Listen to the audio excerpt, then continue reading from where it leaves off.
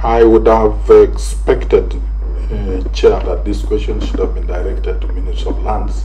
It would have been much easier to get that information. And Chair, lastly, my suggestion, Chair, is that with all due respect, I think some of us have been in the public service, including yourself, Chair. Sometimes the process of getting these details takes time. But I would urge that Waziri takes it up, as he has promised, to follow up with the ministry to get the details, so that as soon as possible, then the response can be given, rather than trying to really make it an issue that is outside what was asked. So, Chair, that will be my recommendation, if you can make a ruling that Waziri gives that response, maybe with a given specific time for follow-up, then that would make progress. Thank you, Chair. Very well. I will strictly request that we keep away politics from this engagement totally, and therefore we will want to move in this direction. That number one, we will get the PS, Minister of Lands, whose letter has been addressed to respond to the question. And I need, because you are coordinating national government, to tell us the timeline for which we shall wait so that we can engage. And you have to engage again on this question, as well as the provision of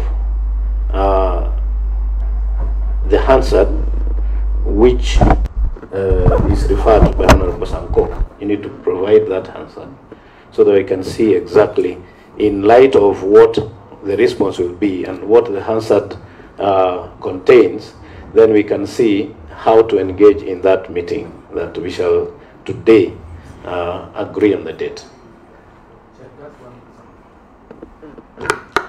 The issue of deployment of security to the properties owned by the Deputy President is totally different from the deployment of security to where the Deputy President visit. Because if we say deployment of security to where the Deputy President visit, then it will take a whole year, because he visits every corner of this country every day.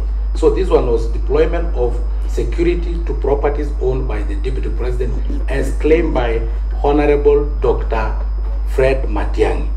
And he actually went ahead, and you'll see in the answer that no. Let's do this, Honorable Sankok. Honorable Sankok. Yes. Please.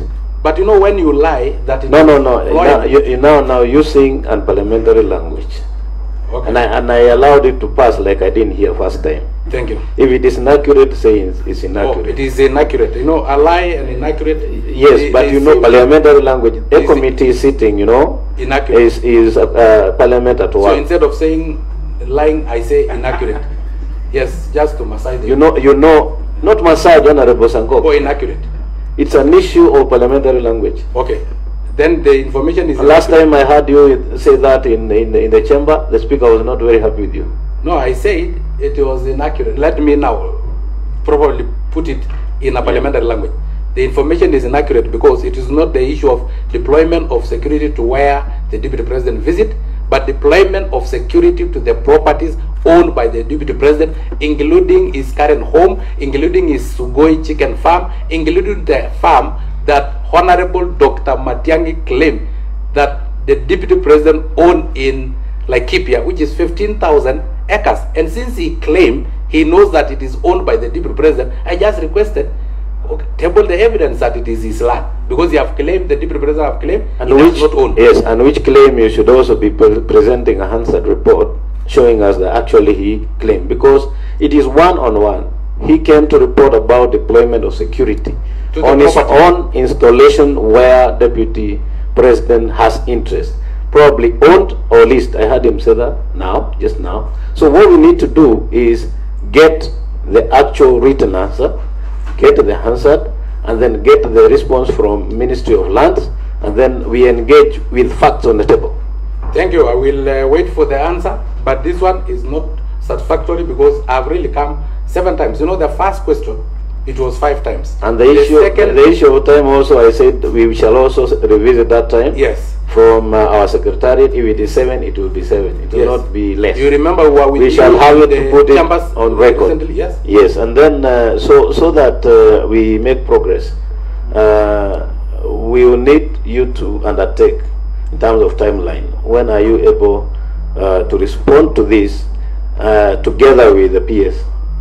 And if you can please come with the PS lands, so that if there are any other queries about the history, because this question is fully loaded. I can see it's asking land reference, number, size, date, acquisition, previous ownership. So it has a lot of history. Probably it needs to come with the entire file. So Chairman, give me 2 weeks to consult with my colleagues before I come before you on this particular matter. But with your very kind indulgence, I sincerely take the comments that were made by Honorable Kaunya very seriously. This really is not essentially our question, because it's taking time, because I've got to go around to other departments that are outside my responsibility. But anyway, we are one government. In 2 weeks, I'll try to get you an answer. So 2 weeks it is. Let us also get the answer. Any evidence that needs to be referred to, let us have a document regarding the same, so that we are able to deal with facts on the table. That answered, and then the written answer from Honorable CS, then also the response or otherwise from Ministry of Lands and Physical Planning, and any other relevant material or letter or document that will make us go over this matter once and for all. Yes, we have concluded that one. Honorable Chepkut. Chairman, permit me to say one statement. I want all of us to be sober. I want all of us to use parliamentary language. I'm against vulgar language. Let's keep politics aside. And finally, Chairman, this question, the question is misplaced. It is Ministry of Lands and Physical Planning that are charged with all the title deeds and so on and so forth and ownership. About security, it is Honorable Dr. Fred Matiang'i who is charged with that responsibility. Okay, I hear you. Because so we are reopening the matter. Let that man rest there. We have removed the political part of it. We just want factual and subjective that we shall get in 2 weeks' time. We shall give the date roughly about 2 weeks from now. So to all Chairman, the parties. I just want in future, let's have robust truth engagement. That's all I'm pleading. Very well. We will then move from that, Honorable Sankok. You will let us conduct business. If anybody who is in control, please make sure that we allow those online or virtually to only talk when they are given the mic. We'll then. This is Dawood. Yes, the matter on question number 053 Chair, can you allow me to posted leave? on now. Yes, and we'll give you a date. Can I prosecute my Please, question? please, we are dealing with other matter. Control room, please ensure you do not just let everything loose. We cannot be speaking all of us. So, Honorable Sankok, we shall give you a date 2 weeks from now. Yes. Which we shall engage further with those facts on, and we want material facts. Yes. So that we can deal with things with evidence. So am I the one to bring the Hansard report, or Honorable Dr. You can get it. In fact, you can get in touch with the Secretariat. They will help you. Could I register my presence? This is Rosa Bui from Kisumu. Thank you, Chair. So now I can leave. Yes, Honorable Sankok. But please allow Dr. Kidicha Adam to... Instructions given that they will assist you to get the answer. Okay, thank you, sir.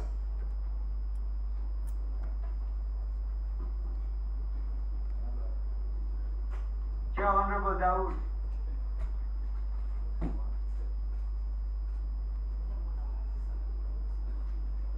can you hear me?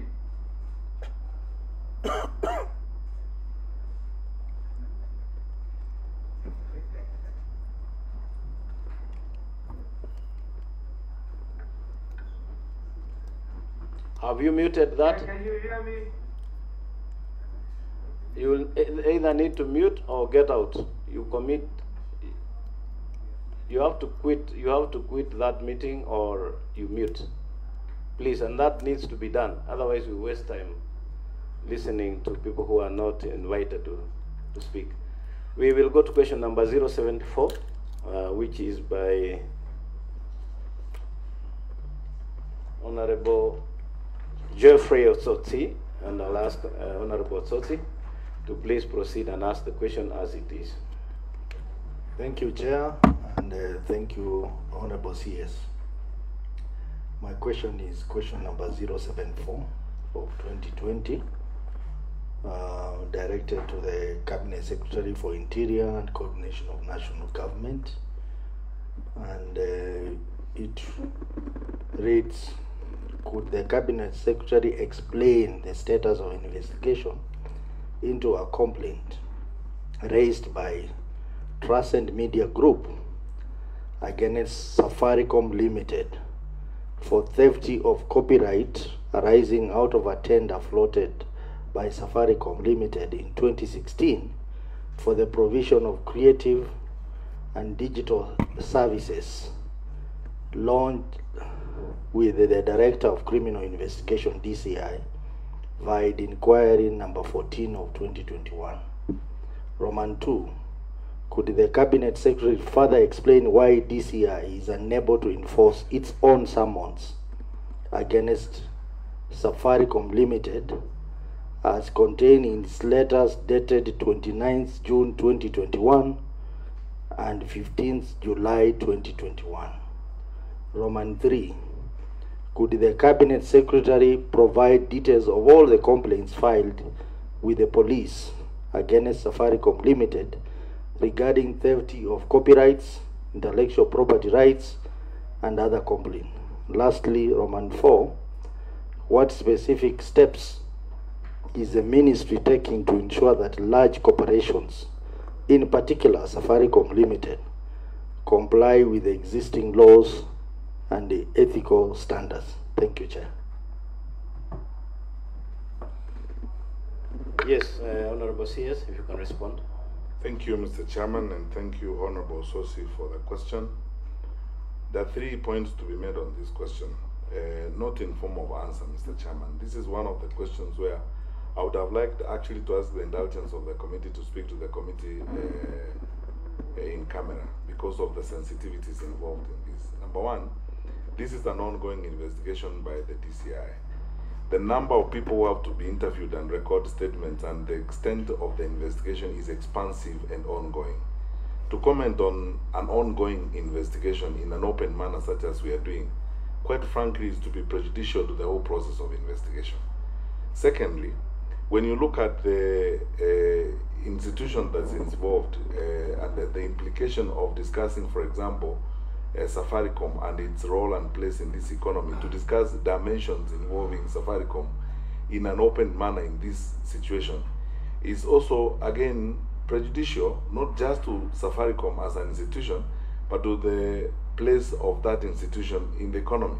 Number 3, Mr. Chairman, I would need the guidance of the committee. Where do we draw a line between what you may call individual contracts between individuals and corporates and criminal acts? Because you see, when contracts are breached, which essentially are civil matters between the contracting entities, where does the law enforcement dimension of the executive branch come in?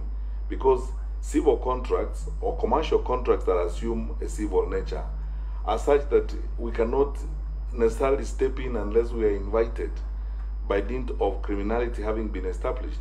So, Mr. Chairman, I would like to request you kindly, if you don't mind, Mr. Chairman, I am able to discuss this question and its response in some level of detail if you grant me an in-camera opportunity. Or B, you allow me, Mr. Chairman, then to request guidance from the Office of the Attorney General and the National Security Council to discuss dimensions of this which are very sensitive, as it were. And this is not just to Safaricom, as it were. It's a question of the corporates that were involved and the number of companies and institutions that have made investments in Kenya.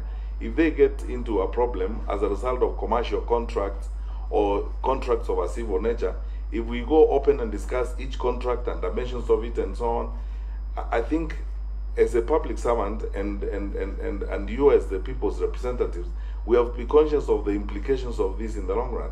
So suffice it to say, Mr. Chairman, with your very kind indulgence, that A, the investigations are going on. B, DCI is not reluctant or has not failed to enforce any of its summons. The number of people have to be interviewed and the statements taken in this kind of investigation is expansive. It will take time for it to be completed. And when it's completed, the DCI, in consultation with the DPP, will make a decision on which way to go. Until then, Mr. Chairman, I will need your guidance. Am I allowed to actually comment or make sideline commentaries on an ongoing investigation of a sensitive nature like this?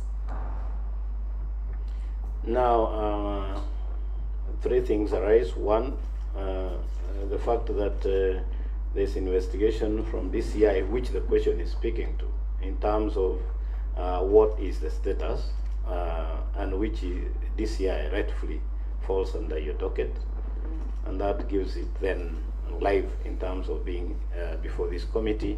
Two, the Honorable Speaker has approved this question. Its nature means then it has to be responded to, and therefore three, if you need to speak to the matters in camera, that can be granted. I'm ready to make the presentation in camera, Mr. Chairman, on this matter. And then even then, I'll still seek your guidance on where do we draw a line on the question asked between commercial contracts of a civil nature and when they are broken or when they go wrong, what is our role? When do we step in? Because we know we step in as security people when criminality has been established, and until it has been established, we don't really step in. But as a responsible public servant, I'll give you all the information I have about this. But as I said, because of the sensitivity of this, it's something I would like to give you, honorable members, in camera, not in an open session. Sure, but insofar as the DCI is involved, then you are looked in. That's why, and that's why it was approved by the Speaker.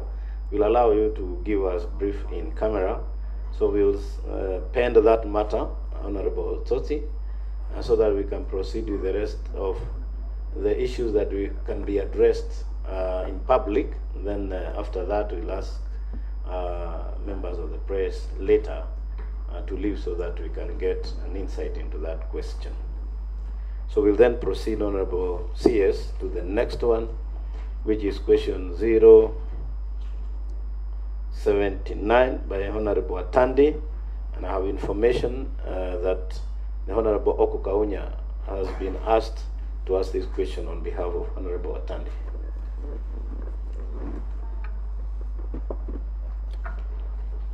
Thank you very much, Chairman. Chairman, I will proceed to ask question number 079 of 2022 by the member for Alego Songa, Honorable Samuel Atandi, to the Cabinet Secretary for Interior and Coordination of National Government.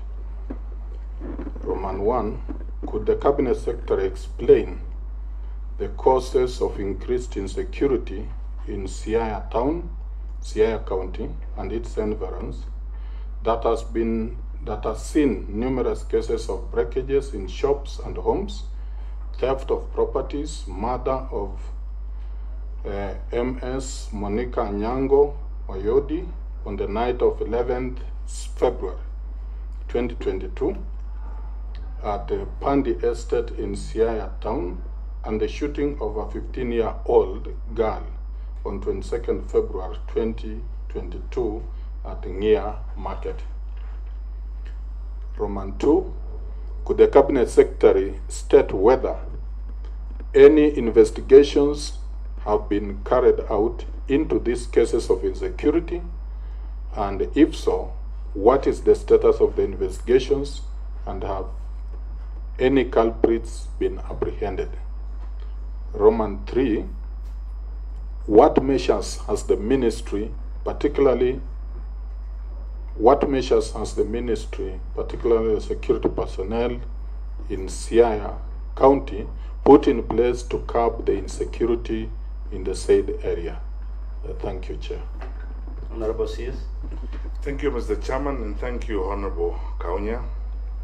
Mr. Chairman, I have slightly departed from tradition on this particular question, and you notice that recently that's what I would like to do when I come before the committee. Namely, in addition to just answering the question, I provide lengthy, detailed information so that the committee can be properly informed, because I may make statements that the committee can very easily doubt if I don't back it with evidence, as it were.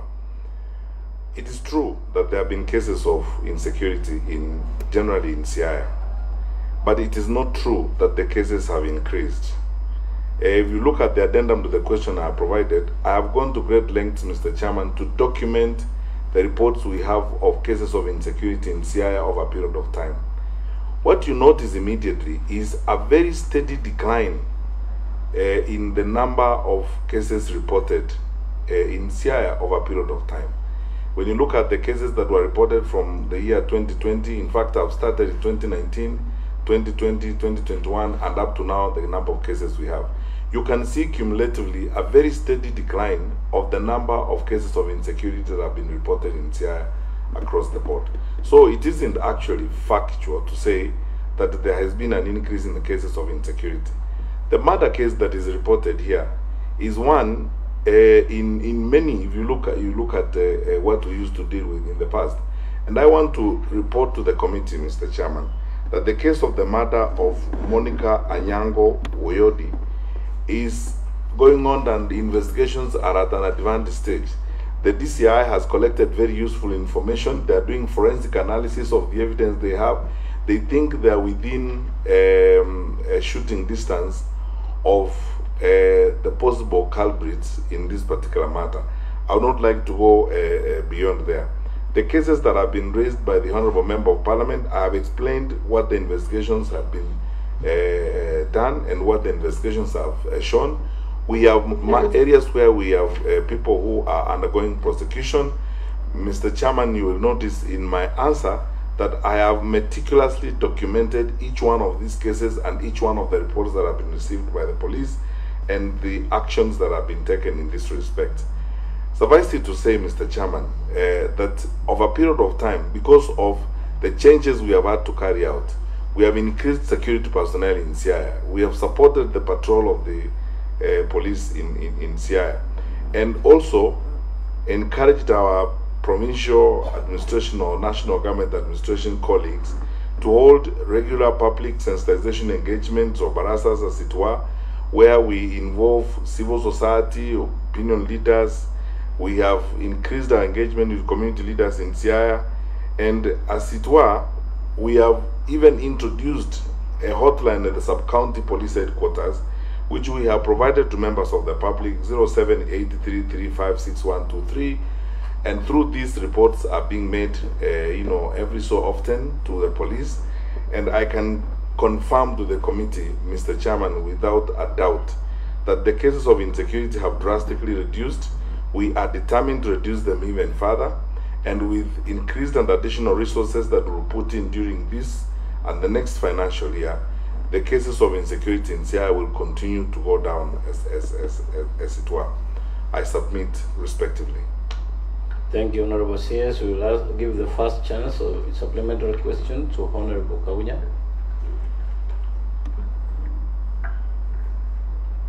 Thank you, Chair.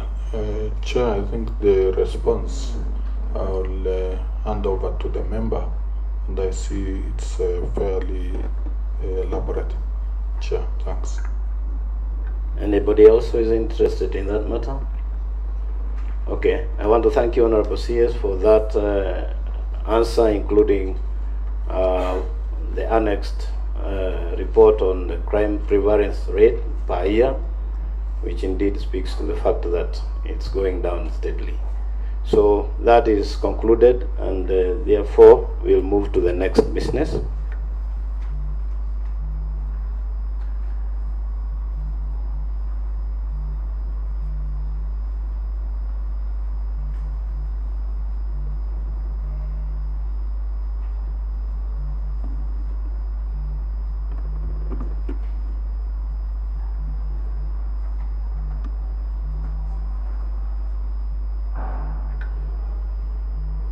I see Honorable Koyo, MP, Mohoroni here. And I remember your statement was responded to. If you can do that on Hansard. Thank you very much. Remember, I tabled a question here on 2nd March 2022, which was responded to on 17th March 2022. But the answer was grossly inadequate to me, so I sought for further disclosure because at the time the PS did not seem to be in full picture that the issue were following up and gone up to the Court of Appeal, and which had made a pronouncement, and that what we were following up now was just some cunning fraudsters who went and used an environmental court to rule in their favor, and they were moving in that direction to get benefit of the farm that belongs to the public or the government.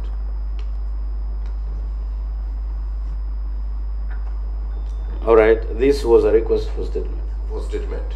Yes, regarding Miwani Sugar Company land, Miwani Sugar Company land, estate land that belongs to public land, but was being claimed to have been bought by some company called Crossley. And Crossley you cannot trace them anywhere. You don't know the office, you don't know who are the directors. When it is the benefit, they have the farm. When the police are seeking for them, they are suspected to be fraudsters. It's an international company that is offshore, and the directors are not known. So the case had been taken up to Court of Appeal, sometimes 207, 208, and directors, those who are involved, were put in, and there have been criminal cases going on as the civil one also goes side by side.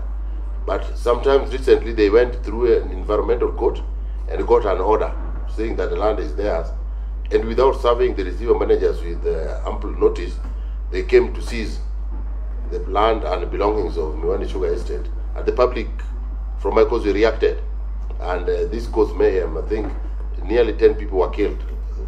And I thought, but during this mayhem, the provincial administration did not come up. Everybody, we sought his intervention.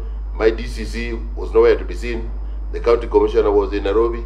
The regional coordinator, when I got him, he was not aware, but later on he said they were acting. The police station that's very close to where the whole episode was taking place were not able to take part because they were waiting for orders from above. Very well. I know this. There was a response to that statement, Honorable CS, and the Honorable Member was not satisfied, and we asked that we shall engage in future. He brought out some of those issues or facts, like he's stating, in terms of who were injected from the property, the reasons behind it, how the court, I don't know, there was a high court decision, and then a lower court overturned a higher court decision. So that's something that needed to be checked on. I think PS was there on that day. So I don't know whether you assist of that matter, you're briefed properly. If you can react to it, if not, then we can set a date where you can then get a comprehensive response to satisfy the Honorable Member. Mr. Chairman, to the best of my knowledge, what we were requested from our ministry on that matter was a statement, which we provided at that point in time. No one told us, and there is no correspondence from you or from Parliament asking us for more information on the matter. If there was correspondence, we would have responded to the issue as it were. The issues that the Honourable Member of Parliament is raising, I mean, with tremendous respect, are now new to me because they're coming up at this particular time.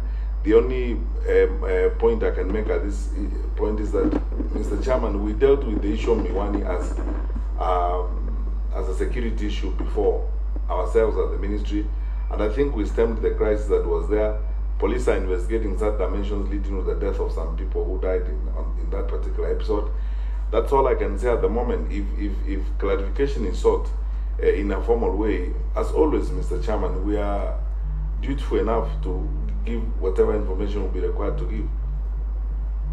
Well, I know you may not have been there personally, but the office, and when I say that, I speak to the PS.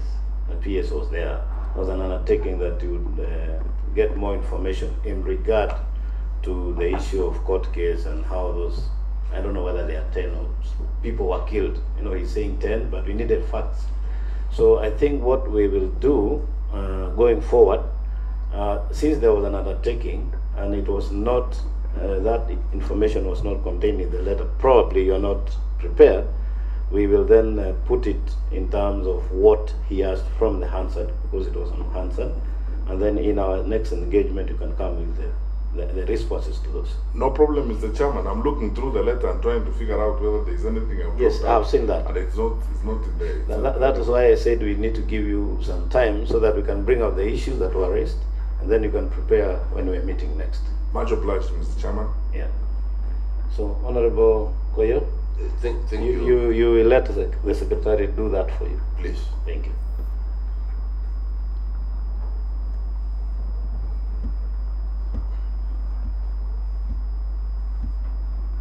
Sorry, today we have a lot of business. Now, there are other statements that you may have that have been requested by honorable members. But before you go there, we have this statement, and that is the last item, number 2, which speaks to the insecurity in Baringo, Isiolo, and Samburu, which we would request that, and I can see you have submitted a statement, that you can take us through this question, or this request, or came by way of various questions that were asked by members from those counties, intervention that was discussed in Parliament, and therefore, as a committee, on our own motion, we decided as the ones who oversight security and administration to request your office to make a statement regarding this matter, so that we are not seen to be passive, and number 2, so that we are responsive to those sensitive issues happening in those counties. So, Honorable CS, you may now make that statement. Thank you, Mr. Chairman, honorable members. Again, on this matter, as I did in previous other matters we assist of, Mr. Chairman, I have provided a fairly detailed response, which I will summarize for the time being because it's already on record, and I've brought a full answer to the committee, highlight a number of issues, and I'll be ready to respond to any issues that arise therefrom. The areas of North Rift of our country, Mr. Chairman, and the parts of Eastern, this mainly refers to Baringo, Elgeyo Marakwet, Samburu, parts of Turkana, and Isiolo, are prone for a long time to incessant conflict. It manifests itself first as cat rustling or livestock rustling, but this conflict is driven by a number of factors. One, Mr. Chairman, is the political competition and political incitement. There are incidents where even political leaders have been caused by the police to record statements, and investigations are going on. There are other matters that NCIC is investigating in relation to some leaders from that part of our country. 2, the proliferation of illegal firearms.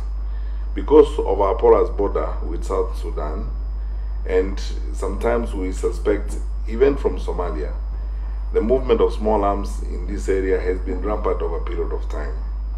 3, the high levels of illiteracy and unemployment in this part of our country. 4, constant land dispute between especially the Pokot on the one hand and some other communities here, especially in the case of Baringo, the area around Mukutani. Then, you know, Mr. Chairman, the truth of the matter is that this is a very vast area with very rugged and difficult terrain in most cases. Needless to say also that the level of underdevelopment here has fueled more of these conflicts and more of these problems, as it were. We've looked at this and we have dealt with this. Successful government since independence have dealt with the problem of insecurity in this part of our country. Again, I need to point out to the committee, Mr. Chairman, that if you look at the challenges of insecurity in this region in a historical manner, you can notice clearly that thanks to devolution, more investments by the national government, and more development activity, the incidents keep, declining as we go by.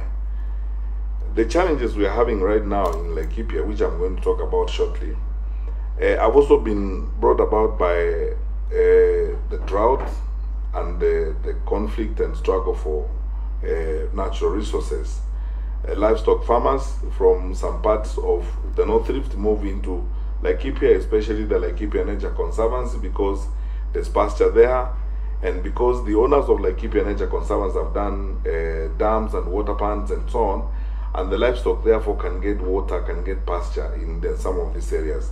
So when you have livestock farmers moving from, or herders moving from Samburu and moving from Baringo into the LNC, for example, chances of conflict are real, because alongside their movement, they also encounter farmers, and on the periphery of the LNC, for example, there are also Kenyans engaged in other economic activities that they come into conflict with. Over the years, this influx of illegal firearms amongst these warring communities has caused a strain on the resources that we have as police. I've often pointed out, Mr. Chairman, and I think for the benefit of this committee, because you are our security committee, close to about 25% of our policing resources in the country are spent virtually on that belt of our country. We have kept increasing numbers of our police officers, and now we have come to a point where we are embedding specially trained teams. These teams are very few in the police service because we want to use them for specific duties. But because of the escalation and the challenges we have seen, especially in Laikipia, it has forced us to embed some of these special teams to deal with the, particularly the Pokot warriors who are in there, who have exhibited banditry habits or banditry activities as they keep attacking those who live in the environs of the Laikipia Nature Conservancy. Ultimately, Mr. Chairman, other than the border conflicts that arise from time to time between Isiolo and Meru, border conflicts that will arise between the areas of Turkana County, Samburu, and Baringo, the phenomenon of cat rustling and related conflicts is very common in this belt, as it were. What is important now, because this is a problem that has been with us since independence and it has existed over the years, is what the government is doing and what the government would like to do to stamp this out for a long time. As I pointed out, that we have continued to invest heavily in this part of our country. Invest in the sense that we are putting in more resources, we are building new capacities in this area. Just recently, as a result of the recent conflicts, Mr. Chairman, the National Security Council decided that we would ask the KDF to help do water bans and to provide water and such resources to the communities in that area. And a number of activities have been done. We have the proposed Ayen Dam, the Chesitate water pan, and the proposed Chesitate 2 water pan that is being done and supported by the KDF. Because this way then we are able to provide livelihoods and support to the livestock herders who live in these particular areas. Again, if you looked at the problem we are dealing with historically, you will notice that counties like West Pokot, which also used to experience some of these challenges, have been able to almost fully get out of this phase or this type of conflict as a result of the investments that the collaboration that has been done between the county government of West Pokot and the national government in building more schools, building more facilities where the youth and members of the population who could engage in meaningful economic activity are involved in.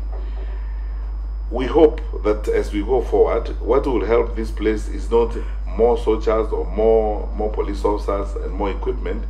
It is administering the place more responsibly. We have created and operationalized over 50 new administrative units in this belt, as it were, to provide administration and security resources closer to the population.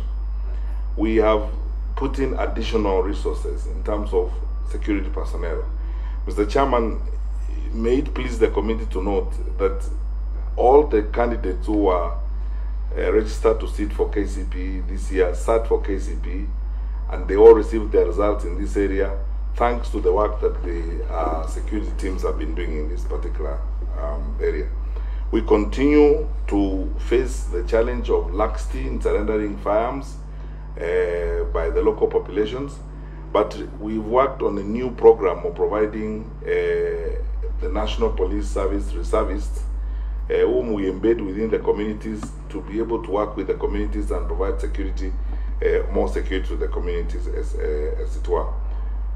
Finally, Mr. Chairman, we will continue to invest in development activities in this area. The solution, one of the solutions to this area is to ensure that we have more schools, more economic activities that people can engage in, that take their time away from the cat rustling and the destructive activities they engage in. The other solution, which is not now an issue for the national government but for the local leaders, is for the local leaders to engage in alternative mechanisms for dispute resolution. Over the years, Mr. Chairman, in many parts of our country where we have conflicts, whether it's over pasture or over land or over resources, we resolve this by community leaders coming together and resolving these issues. The leaders, political, religious, and otherwise, from this part of our country are urged, and we consistently keep pleading with them to develop community-based mechanisms of resolving their conflicts. We have had age-old pasture and resource sharing agreements between communities in Kenya, because that is how we have stemmed conflicts, for example, between Garissa and Isiolo, sometimes in the past, between Kitui and Garissa in some parts, of the border in the past, because of resource sharing programs and resource sharing agreements that are reached between local community leaders. We also urge the leaders of this part of our country to also develop those mechanisms of engaging and negotiating how resources can be shared without, all the time causing these kinds of problems. However, because of increased activity of the bandits in Laikipia, the National Security Council was forced last week to insist that we intensify activity. That's why we closed the airspace in that area for 30 days, so that we are able to carry out aerial surveillance uninterrupted, and we are able to carry out aerial contact with the bandits without interference with any movement.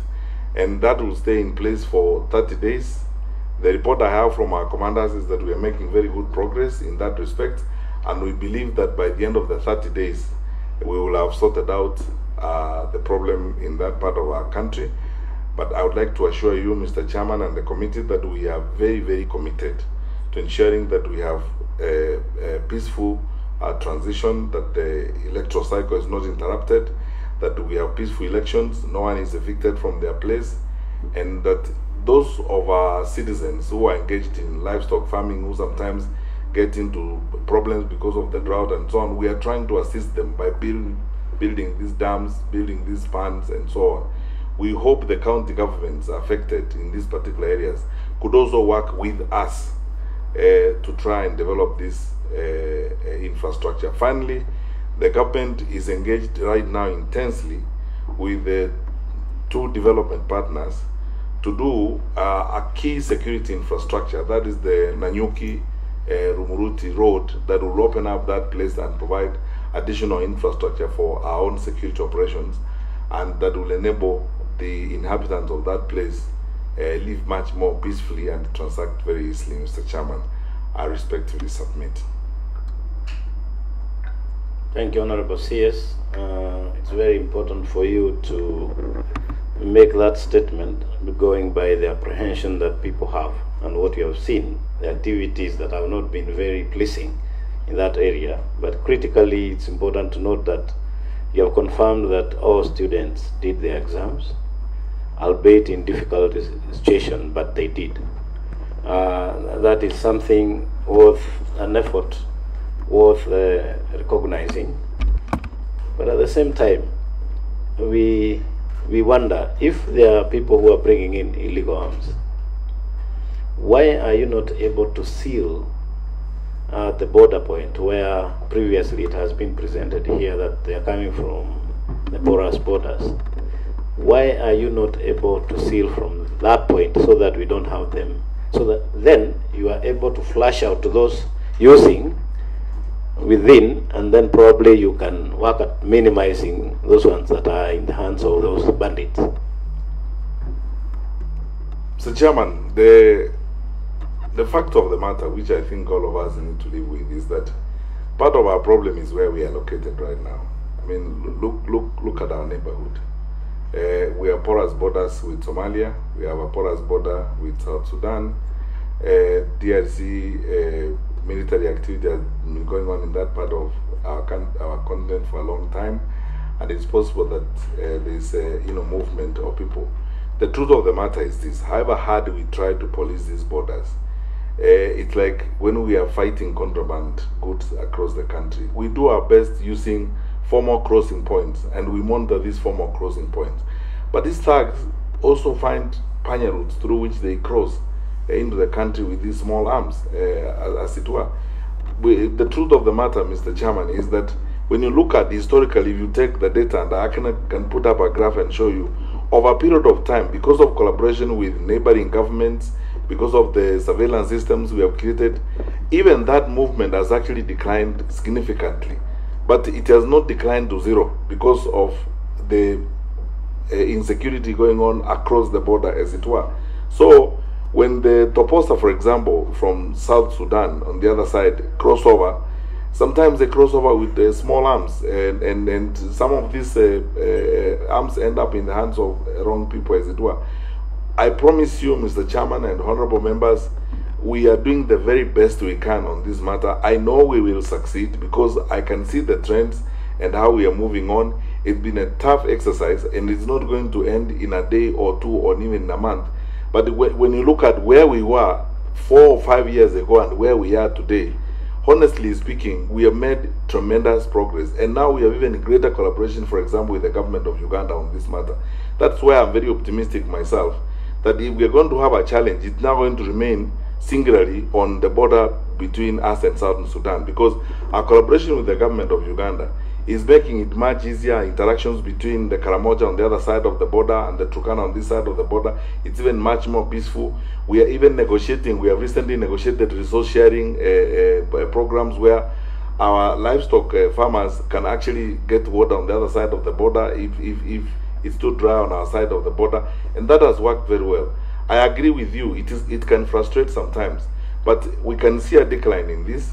But until there is sustainable peace in Somalia, sustainable peace in South Sudan, unless, and you can see what happened in Ethiopia the other day, all these things affect us. And then when people cross down into our country, then they find ways of moving around away from formal routes and formal infrastructure.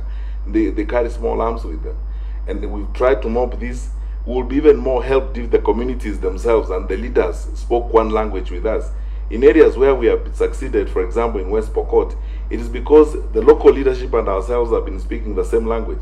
In some of these areas of North Rift, for example, we have challenges. I have gone to meetings, Mr. Chairman, and my colleagues who are here can bear me out. When I meet political leaders and they tell me that is the first time even they themselves are meeting, which means there is some work that needs to be done by others, but we will stay the course. We are not going to give up on this matter. We are committed to doing it. We can see we are making progress. It has been tough and it's a challenging situation, but I promise the committee we can see light at the end of the tunnel and we'll sort this out. All right, thank you, CS. I know we had a team that visited Samburu from this committee and Laikipia, and then we are going to do a report on the same. But there was presentation made here before this committee by Honorable Cameron, a member for one of the constituencies in Baringo. And he seemed to indicate that he has lost 2 of the 5 wards to bandits, that they're in the hands of bandits, and they have flushed out all the residents from there. And he seemed to offer some solutions, if only you could give an ear, that them as political leaders would want also to engage with you, so that and I think you have spoken to that in this statement, that so that collectively you can get a solution to what is happening, especially in his constituency. So I think it's a matter you need to take up. Mr. Chairman, I spent a whole day in Nakuru with the leaders of Baringo. I have listened to Honorable Cameron several times before. We have done everything they asked us to do. They asked us to operationalize administrative areas. They asked us to, we have done. They asked us to increase the number of security personnel on the ground. We have done. They asked us to bring in additional resources from some of our special. Sorry, Mr. Chairman. Sorry, it's a matter that is quite important. Not that yours is not, but proceed. I was saying, Mr. Chairman, that I spent the whole day with the leaders of Baringo and Elgeyo Marakwet in Nakuru, together with my colleagues, the Inspector General of Police and the commanding team, GSU Commandant and everybody. We have listened to them. I think, frankly, they have useful suggestions to make. We have implemented all of them. They asked us to add administrative units and operationalize some of them. The process is going on. The areas where we have advertised to hire chiefs and so on. They asked us for additional security resources. We have provided. They asked us for NPR. Mr. Chairman, I can report to this committee that we have already actually appointed, trained, and created an NPR team in that part of the country, embedded it with the population, as it were. They asked us to intensify activity to move the bandits out of parts of Baringo. We have done. They asked us to put investment in doing some dams and enabling the Pokot warriors and Pokot herders to get water on the other side of Baringo. I have already read the 3 of them that we have done, and KDF is doing more because they are still on site to ensure that they do more of these water bans and so on. We are on course. As I said, this has been a tough experience, especially because, if I have to be very honest with you, Mr. Chairman, this is a matter that was not substantively addressed by our preceding regimes for a very long time. I mean, this is an area of the country where people didn't pay specific attention on how to solve the problems. We are moving in now to do. Imagine if each regime since independence had done even 2 or 3 dams. But now we'll not be having the problem that we're having in that area. Now we are taking it up to ensure that it works out for us. And we are asking every leader involved to be part of the solution, not part of the problem, to reduce the level of incitement and mobilize community to participate in solution seeking. Because if we build a measure of cohesion and get our people together, build schools like has happened, what Honorable Cameron has done in his constituents, doing more schools and expanding learning opportunities. That is how we will get these young men who are moving around with the illegal firearms, attacking and raiding people's homes, to school and to more meaningful economic activity, as it were. So we are on course on this matter, and as always, we don't mind sitting down any day or night they want us to sit down with them. If they have additional suggestions to give us, Mr. Chairman, I undertake before you, we are absolutely ready to do whatever will be required to do by our leaders. Very well, well done. I think those efforts are recognized in terms of what you're doing, and keep working for our people so that you can reduce the agony they are going through. The Honorable Oku Kaunya, who has been security rated sector before becoming a member of parliament, has an AOB which I want him to hold on to until we exhaustively deal with this issue of Samburu, Baringo and Isiolo. So I'll ask members who are interested in this, in terms of the insecurity situation in Baringo, Isiolo and Samburu. Those who are interested, you may pick up the chance. Honorable Mbugu. Thank you, Chairman, and thank you, CS, for a very good response. My concern is just in your opening remark, you said about political incitement and pronouncement, which is made by maybe us the leaders. In this belt, what has the government done to bring these leaders to account? Because 50 years down the line, we cannot have leaders inciting each other or among communities because there is law. What have you been unable to deal with the leaders who incite their own to cause this conflict? Because that is what you said, CS. I would want to hear that. And also, lastly, there's a time there was a lot of fightings or in Motelgot. And there's a way that time the government dealt with that area so decisively, we have never heard of those kind of fighting again. Has the government done enough, or has the government been decisive enough in dealing with this insecurity in these areas? Because if you allow them to continue, they may eventually, and that is being done, they may eventually also other areas which are currently peaceful may pick from here. So that what do we do also, much as we say we don't need a lot of deterrent, it is to educate and all that and all that. What really, if I may use the word force, is the government doing to ensure that these things do not recur? Because I was surprised when you say over 50% of our security forces actually, they are deployed there, meaning resources and even personnel, meaning only 50% is being served by the rest of the country, which is a very alarming data anyway, if you ask me. Because these are less than quarter of the counties in Kenya consuming 50% of our police force and resources. What can we do to ensure that at least we get what we are supposed to do to be as a country, Mr. CS? And I ask this out of respect. I know the government has done a lot, but I feel as if it is not good enough, or it is not the best we could have done as a country. Because like keep here, there before there were no issues of conflict. I think I'm hearing they have started just recently.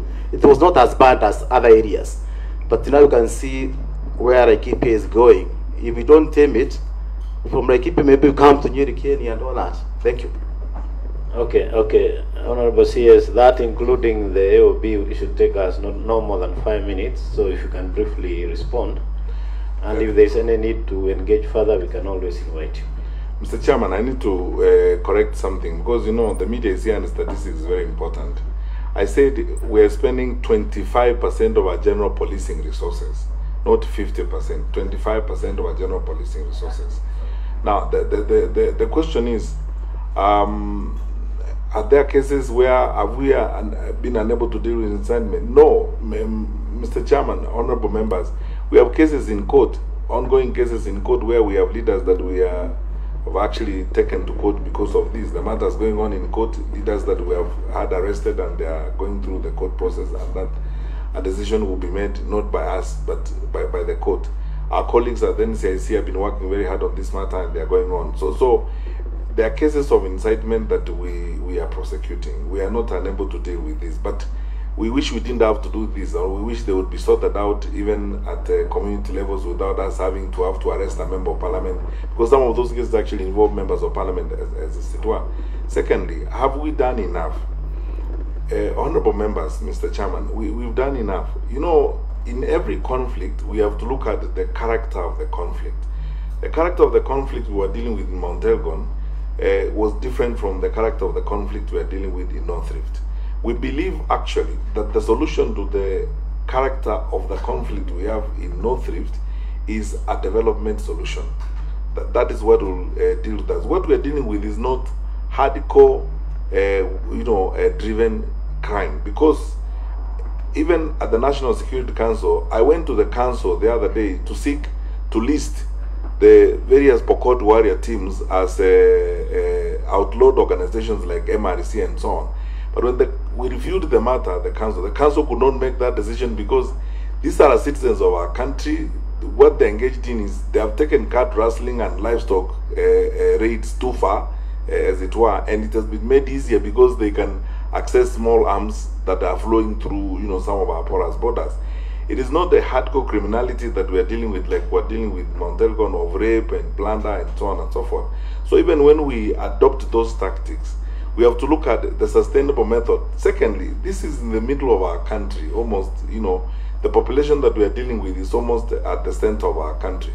Actions that we involve in as a government to try and bring an end to this banditry must also bear in mind that we have to build a sustainable environment of inclusion and integration, because these people have to live with their neighbors, as it were. That's why, as government, we have taken the decision that this is a development solution. And yes, we will apply the firm force of the law, but at the same time integrate it with deliberate development initiatives to try and intervene. Because we believe that if we stayed on this trajectory, the investments the government is making, for example, to avail water in that belt of the country, by the end of the next financial year, with the budgeted resources we have from the Ministry of Irrigation, we'll have covered, some sufficient grounds that will reduce the amount of conflict that we are seeing at this moment. Secondly, with the livestock offtake program of Kenya Meat Commission, and now that Kenya Meat Commission has been revived and is doing spectacularly well, we are going to introduce the populations in this country to a new economically viable livelihood that will be more attractive to them, as it were. So working together. And thirdly, of course, if we invest in critical infrastructure, like I've talked about the road between Nanyuki and Rumuruti, this again will open up the area and discourage some of these criminal activities. We will win this war, not in a day or in a week, but I think within the next year or two, we should be fine, because we can see as I said, light at the end of the tunnel. When you look at this, on an historical plane, and look at the incidents we had in the past and what we have now, the situations we had even in 2017, Mr. Chairman, if you remember, just before the election, at a time like this, the situation we were dealing with was remarkably different from what we are dealing with right now, which means that the investments we are putting are borne fruit. We are likely to achieve more by greater engagement and greater economic investment, and then we will get there as it were. Thank you, Mr. Chairman. Well, we have stretched the time so much, honorable CS, honorable members, and Honorable Okukaunya MP had requested me, which I acceded as a chair, to address a matter of AOB, and that matter is in regard to what happened recently. And I'm hoping we shall engage that in about 3 minutes, because another committee is coming right in now for engagement in their business. And that matter is regarding the stoning of the helicopter of one of the senior Kenyans, which caused anxiety in some quarters. And therefore, I'll want us to be as specific as that. And I'll let Honorable Kaunya ask that AOB. You respond in the manner you can, up to the extent you can, and then we'll leave it there. Honorable Kaunya. Thank you very much, Chair. Chair, it's a matter of national concern and public, really a public concern that 3 days ago, while the ODM leader and the former Prime Minister Raila was attending the funeral of the late Jackson Kibor in Uasin Gishu, Soi Kebenes in particular, that rowdy group of people attacked the vehicles, including the chopper that was being used by the leader. That is a worrying incident that would like Chair to request that the CS could be able to update this committee on the status of investigation into that attack. And Chair, it's also a worrying incident considering the political time in which we are preparing for elections, because for sure is an issue that requires very firm and decisive action to deter even in the future such actions or incidences that can really bring us problems in this country. Because CS, I remember, Chairman, that the incidences we had in 2007, we all recall, started with this kind of small incidences. And if we don't deal firmly, CS, it will skyrocket and go out of hand. So CS, my question really is to update this committee on the status of investigation and really to assure us as leaders and I think as the country that these incidences should not occur again, so that we do not, at least measures that are necessary, whether measures have been taken also to ensure the security of the Honorable former Prime Minister and other leaders who are engaged in the campaigns is actually guaranteed. We really need that assurance, CS. Thank you, Chair. Sensitive as it is, Honorable CS, you may now comment. Thank you, Mr. Chairman, honorable members. What happened in Uasin Gishu last week is unfortunate, regrettable, and quite frankly, from a security point of view, annoying and unnecessary, because there was no need to do that. The police are hot on the heels of the perpetrators of those acts. Investigations started immediately it happened. It is emerging from the evidence that we have collected, and the evidence that was collected on that night, that was actually a premeditated act. It was planned because the suspects who were arrested with hoards of thousands of shillings broken down in 50 shilling notes, and they have taken statements. Clearly there must have been some choreography behind that, because it's not coincidental that these suspects had so much money broken in 50 shilling notes, and some of them, who are distributing this money around that particular time. The police have acted swiftly and decisively. We have 17 suspects whom we have taken to court. Investigations are going on, and we are still exploiting forensically some of the evidence we have, including phone numbers of the suspects and several other things that the DCI is doing that I would not like to discuss in an open meeting. We will go the direction investigations will point us. As I've said before, none of us, we all read the Constitution, none of us above the law. I am not, even if I'm Minister for Security or the Inspector General. We always have to act strictly according to the law. And fortunately, we are a country that is governed by laws. However, I need to point out that these incidents are isolated. I don't think, first of all, and I want to say categorically, Mr. Chairman, with your kind indulgence and honorable members of the committee, that I don't think this incident speaks about even the county called Uasin Gishu. It's a small group of people who engaged in this, and they are criminals. They are being dealt with as criminals. Since this year started and the movement around the country, we have had about 4 incidents of this kind. There was an incident in Busia involving the Deputy President. We have people we have arrested who are in court on the matter. There was an incident in Kondere in Kisumu, which we dispersed, a rowdy mob of people in a meeting that the Deputy President addressed. And then there was the incident in Nairobi, again, which involved conflict between groups of youth who have been given money or paid or ferried to the meeting and so on. And then there is this incident in Uasin Gishu. I don't think this speaks to a trend or a pattern that is emerging in the country. So my first assurance to the committee is that we haven't picked such information. And Mr. Chairman, as we have been planning for the elections and so on, we have infrastructure across the country and we are picking up information. I don't think this speaks to any pattern that is emerging. It's an isolated incident, as it were. Nonetheless, it's an incident we'll investigate, and go to the farthest extent that the law will take us. Secondly, Mr. Chairman, I will ask you and the honorable members of this committee that I think we are duty bound as the Minister of Interior to brief you on our preparations for elections and the security arrangements we have made. We have more resources than we had in 2017. We have more personnel than we had.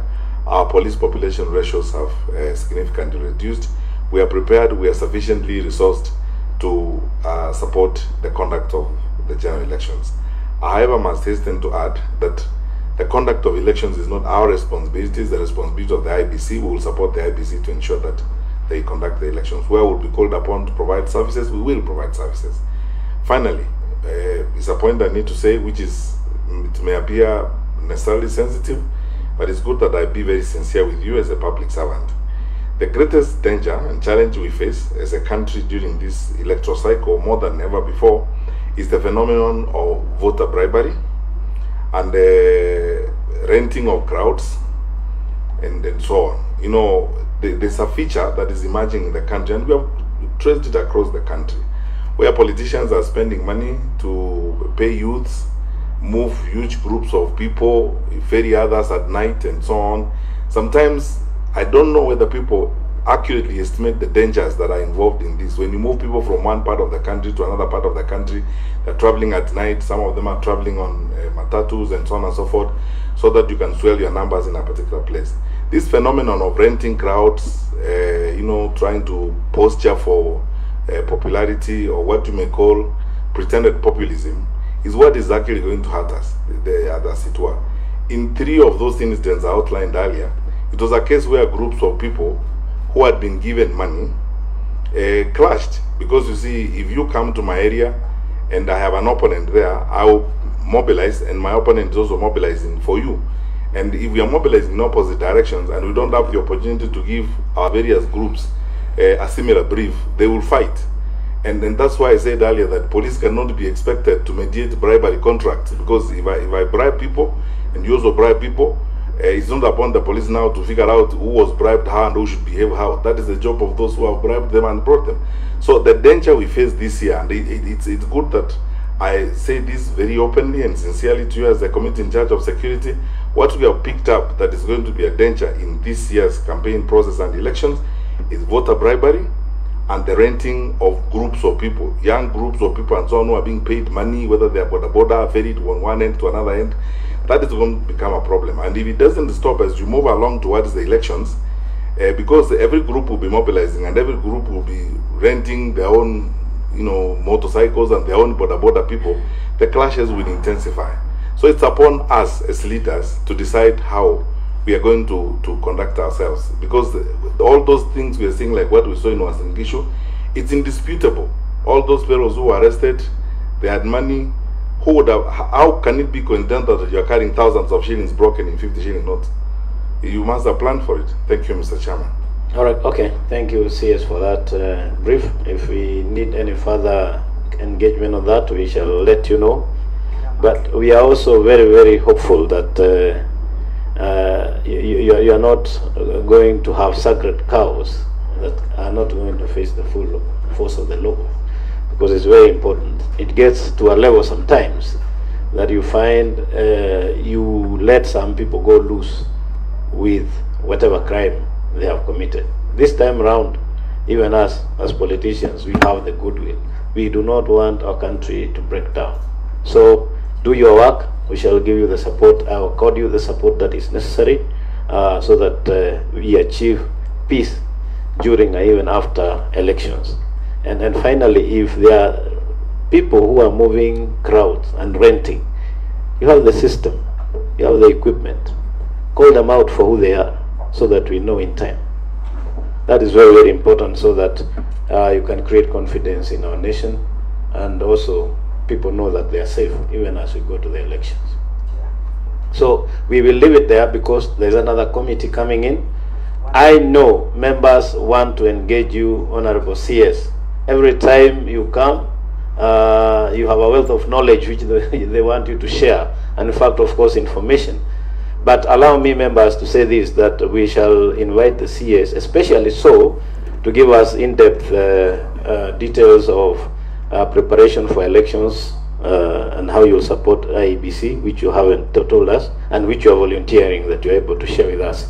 So we shall create time for you to engage with us on that, together with, and now Honorable Sosi has come, together with this question number 074 on Safaricom.